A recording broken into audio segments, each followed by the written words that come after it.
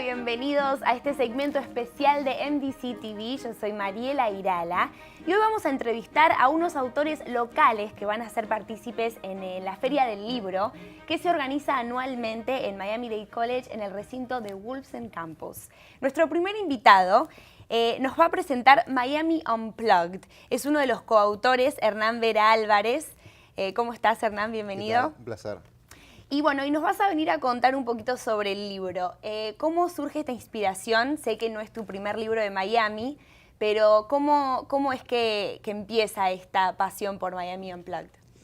Bueno, hace 3 años, junto con Pedro Medina León, que es un autor que también vive aquí, que es de Perú, editamos una antología llamada Viaje One Way. Esta antología era de autores de aquí, de Miami, que escribían en español, pero era una antología de ficción. Para nuestra sorpresa, ese libro tuvo mucho eco, no solo aquí en la ciudad, sino también en otras partes, como en New York, en Washington, en muchas universidades. Entonces nos dimos cuenta que había cierto interés por saber un poco más sobre esta ciudad. De ahí entonces que, para no repetir un viaje One Way 2, decidimos hacer una antología, pero de no ficción y de crónicas periodísticas. De ahí entonces que seleccionamos a un grupo de autores que no solo vivieran en Miami, sino también en otras partes de Estados Unidos, para que nos contaran cómo es su relación con esta ciudad que muchas veces la gente compra el folleto turístico. Claro. ¿No? Que es playa y shopping. Y esta ciudad es mucho más que eso. Vos fíjate que pienso en Buenos Aires y también en New York, que son, y como Miami, que son ciudades puerto, ¿no? Entrada y salida de gente, de ideas, de un montón de cosas. Y creo que si vos te pones en cada esquina aquí en esta ciudad, vas a encontrar historias súper interesantes. Y creo que de alguna manera esta antología plasma eso. Y estos son 18 ensayos que relatan 18 historias de gente que han dejado sus naciones y se han venido a la Ciudad del Sol.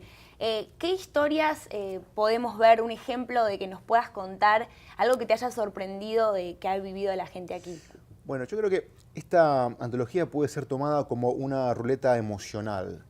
Porque tenés desde momentos súper divertidos a otros bastante fuertes, muy lúgubres. Por ejemplo, hay una crónica de Gretel Singer, que es una autora cubana que llegó aquí a los 14 años, ¿no? Y cuenta lo difícil que fue justamente entender una cultura tan diferente a la cubana y el sistema. Ella viene de un sistema comunista y aquí que es el capitalismo extremo. Es decir, eso a mí me llamó mucho la atención, por ejemplo, ¿no? Como también, algo que por ahí poca gente sabe, en esta ciudad murió Bob Marley, el ídolo de todos, de reggae. Como también por aquí estuvo Isaac Bashevis Singer, que es un excelente escritor en yiddish que ganó el premio Nobel, por ejemplo. Luego hay otra crónica muy interesante de Camilo Pino que nos cuenta que nos vamos a hundir, porque teóricamente hay investigaciones que cada vez estamos más hondos, y sin embargo seguimos construyendo y vienen millonarios y todo es carísimo, en fin. Eso también me gustó mucho. Y ustedes creo que con tu compañero Pedro Medina León crearon esta voz y esta manera de escribir en Estados Unidos en español. Es como un estilo, ustedes pueden ser uno de los pioneros de este estilo. ¿Cómo definís eso, escribir en un idioma distinto al que en el país que estás? Yo creo que a veces hay un malentendido con el español, porque el mainstream cultural, que es en inglés, piensa que el español es un idioma de cocinas. Yo que he trabajado en cocinas, te puedo decir que además se habla español, ¿no? También se habla inglés y otros idiomas. Y vos fíjate que hay 40 millones de personas en este país que hablan español o que saben español, que es una Argentina. Es decir, es un país dentro de otro. Y ese país tiene sus códigos, su cultura, sus medios de comunicación, y cada día la calidad es superior. Y eso está bárbaro. Y creo que de alguna manera tanto SET, que es la editorial, como este libro también plasman eso. Buenísimo, Hernán. ¿Y dónde podemos conseguir tu libro? Miami Unplugged. Claro, Miami Unplugged. Obviamente en Books and Books, también en en Amazon y en otras librerías, también en New York. Buenísimo. ¿Y hay algo planeado todavía para un siguiente libro? ¿Tenemos alguna idea que quieras lograr? Sí, no, ya estamos ya casi demeando algo con Pedro Medina León, que va a ser Hotel Lit América, que es como una revista libro que se va a editar todos los años con autores que escriben en español, que viven tanto en Miami como en otras partes de Estados Unidos, y donde obviamente va a haber historias, pero también literatura de no ficción, cine, cultura pop. Así que estamos en eso. Hay que seguir este dúo entonces. Muchísimas gracias. Vamos a tomar una pequeña pausa, pero al regresar nos acompaña Camilo Pino con su nuevo libro. No se vayan.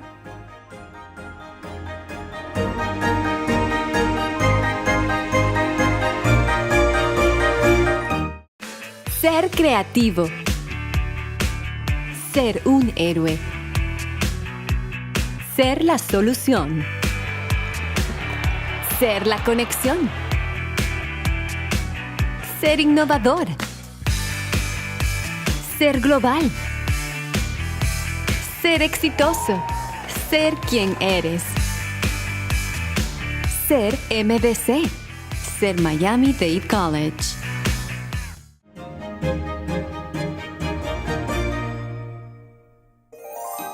Gracias por sintonizarnos. Si les digo Miami, una enfermedad misteriosa y la pornografía, estos tres elementos convergen en esta nueva novela de Camilo Pino que se llama Mandrágora y nos acompaña Camilo. Bienvenido, un gusto estar aquí con nosotros. El gusto es mío, ¿eh? Gracias por la oportunidad de conversar acá. Cuéntanos cómo surge Mandrágora. Primero quiero que nos expliques qué significa el nombre, porque es una raíz, ¿verdad? Sí, mira, empecemos por allí, que creo que es la parte más fácil, porque la otra es un poco complicada. Okay. Mandrágora, la mandrágora es una raíz que tiene forma antropomórfica, como puede ser la raíz del jengibre, ¿no? Okay. Y que en la Edad Media, alrededor de esa raíz se crea un mito, precisamente por dos razones. Uno, porque tiene muchas propiedades medicinales, y otra, porque es muy difícil de cultivar, y se crea un mito que se supone que es para protegerla.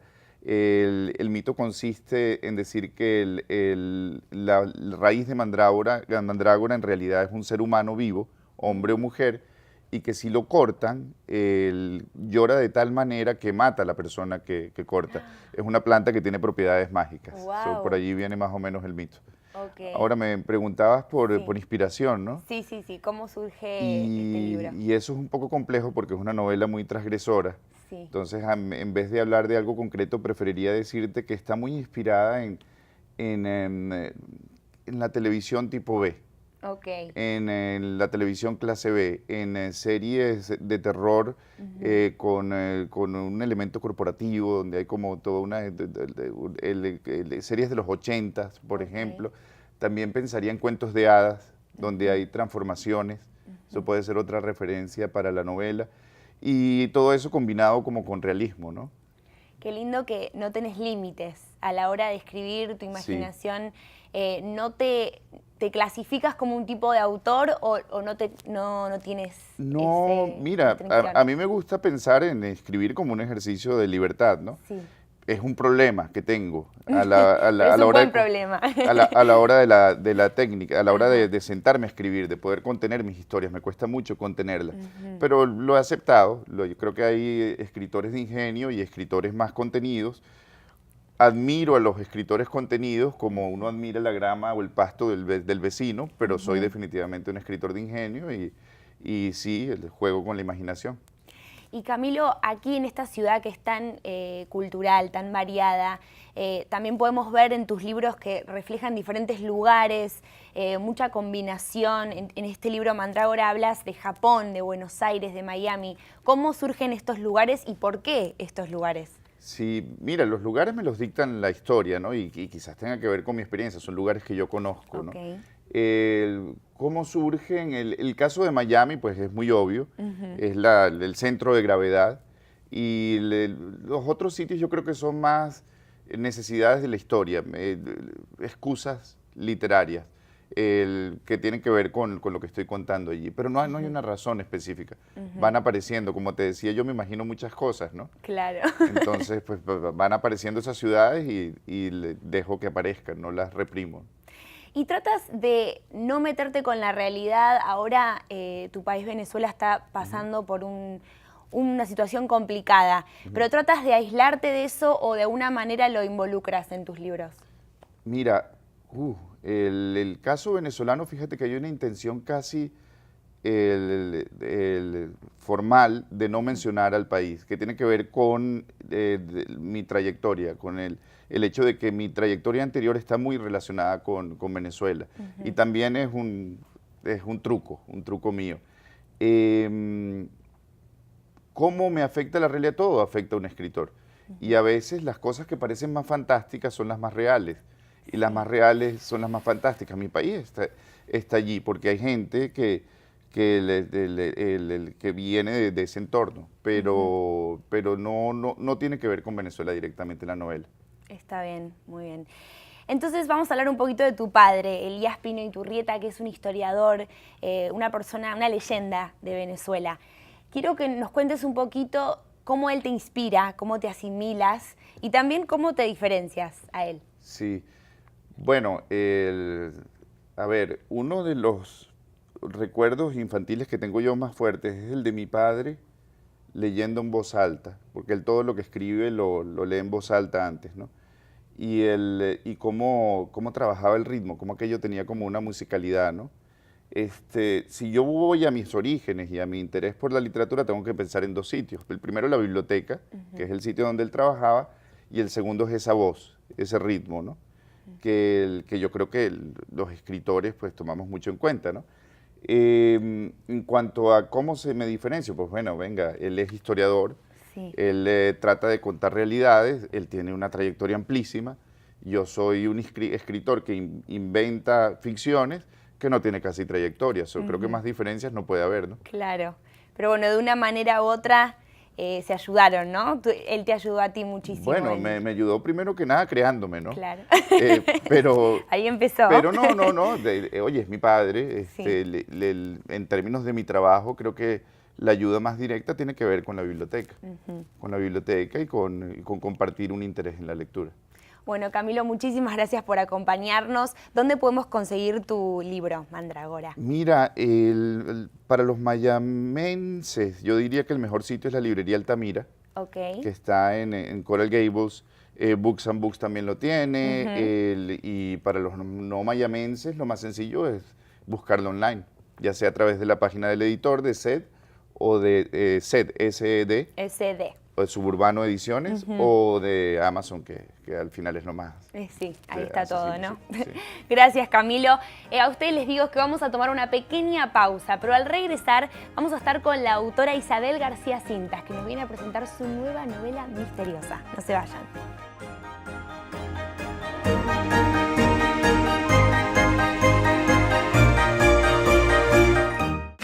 Ser creativo. Ser un héroe. Ser la solución. Ser la conexión. Ser innovador. Ser global. Ser exitoso. Ser quien eres. Ser MDC. Ser Miami-Dade College.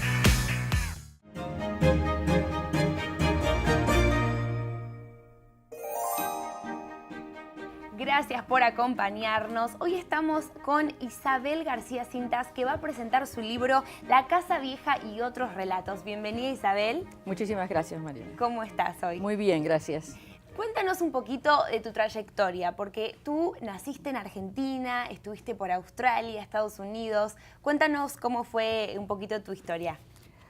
Bueno, nací en Córdoba, Argentina, y estudié periodismo y fotografía en Buenos Aires. Después que terminé periodismo, me casé y con mi marido hicimos una estadía de 3 años en Melbourne, Australia, trabajando. Al otro lado del mundo. Al otro lado del mundo. Él fue con un trabajo y yo allá trabajé como era periodista, hice algunas colaboraciones en pequeños programas radiales, pero no trabajé en prensa, trabajé en oficinas, de secretaria, porque era lo más próximo a lo que yo sabía. Después cuando volvimos, nos radicamos en Bariloche, que es bellísimo. Divino, hay que ir, les recomendamos. Es una belleza. Y ahí nació mi hija. Y cuando ella tenía 7 años, en el 87, decidimos a aceptar una oferta de la familia de mi marido, que viven en Ohio, en Cleveland, y que nos habían ofrecido hacía muchos años el ir allá. Pero como yo había tenido tanta nostalgia en Melbourne, sí. lo pospusimos, pero finalmente decidimos aceptar la oferta. Estaba en la embajada, estuvo por muchos años ahí. La aceptamos y en el 87 nos mudamos a Cleveland, Ohio. Wow. Y mientras tanto yo trabajé de periodista en Bariloche todos esos años, en un diario que se llamaba El Diario, dirigido por Carlos Fontana Rosa, el periodista de televisión. Sí. Y también trabajé en Radio Nacional, tenía un programa femenino. En esa época era un poco de vanguardia, digamos, tener un programa femenino que no hablara de cosméticos. Claro. Que hablara de temas inherentes a la mujer. Y eso fue una gran experiencia para mí. Pero los años de Cleveland no trabajé en prensa en absoluto, porque estaba criando a mi hija y no podía emplearme en un trabajo que me demandara tanto. Yo quería dedicarme a ella. Y después, cuando decidimos mudarnos en el 2001 a Florida, a Miami. Qué bueno que lo hicieron, así están aquí con nosotros. Sí, decidimos por varias razones venirnos. Sí. Por la razón cultural. Nosotros veníamos de turistas y nos gustaba muchísimo el hecho de que acá es tan cosmopolita. Sí, variado. Hay tantas culturas y está también la lengua castellana, que era lo que también nos atraía a nosotros, que había tanta gente latina. De manera que cuando vinimos, yo creo que fue la resolución más sabia que hicimos, porque desde que llegamos aquí hemos estado muy felices en lo que hacemos. Y yo me dediqué a escribir. Súper interesante. Y cuéntanos, Isabel, toda esta variedad cultural que tienes, ¿la podemos ver reflejada en tus libros? ¿Tú te inspiras por donde estuviste, por las personas que conociste? ¿Cómo eso entra a tus libros? Mira, uno vive las experiencias y las experiencias son filtradas por todo lo que vos viviste. Sí. Todo lo que viviste antes va a ser el filtro por lo que vas a ver después.